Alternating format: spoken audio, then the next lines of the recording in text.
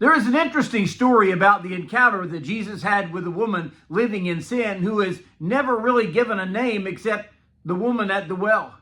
Good morning. This is Pastor Ernie Lewis of the Blue Point Church in Sisney, Illinois, with your thoughts for Friday.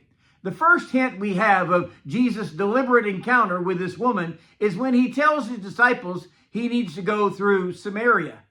During all their travels from Galilee to Jerusalem and back, they made it a point to avoid Samaria. But now, when they arrive at Jacob's well, John tells us that it is about the 6th hour of the day. That is noon. So Jesus sends his disciples into town to find some food for them to eat. And while Jesus is sitting by the well to rest, coincidentally, although we don't believe in coincidences, a woman appears to draw water. Now, this says something specific about this woman, because most women would go to the well early in the morning to draw their water. Apparently, she came at a much later time to avoid the ladies of her city and their reproach, perhaps their stares or glances. So Jesus asked her to give him a drink while she is drawing water from the well. This very simple request astonishes her, since she knows that he is a Jew and she is a Samaritan. So he introduces himself in a unique way. If you knew the gift of God and who it is who is giving to you or saying to you, give me a drink, then you would have asked him and he would have given you living water. Now, being sarcastic, she remarks that he has no way to draw water. How could he give her a drink at all? And he goes on to explain, whoever drinks of this water will thirst again. But whoever drinks of the water that I shall give him will never thirst.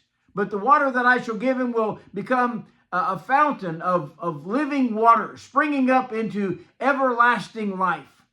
And now she has been given the promise of everlasting life, but instead she wants to have this religious argument.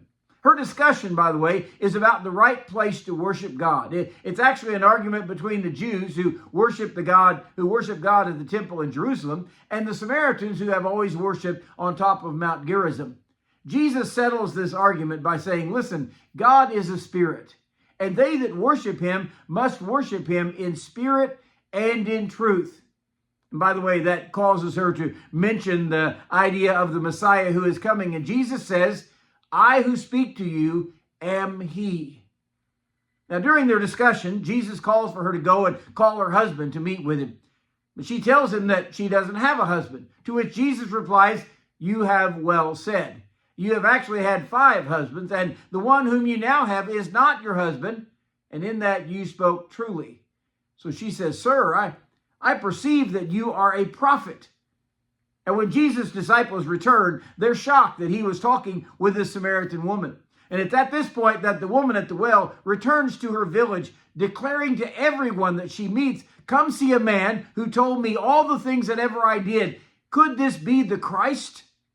One of the things we know about Jesus is he knows the thoughts of those that he encounters. By the way, he also knows our thoughts today, and he encounters us daily with different things in our lives. So has this truth caused us to tell others about Jesus like this woman at the well?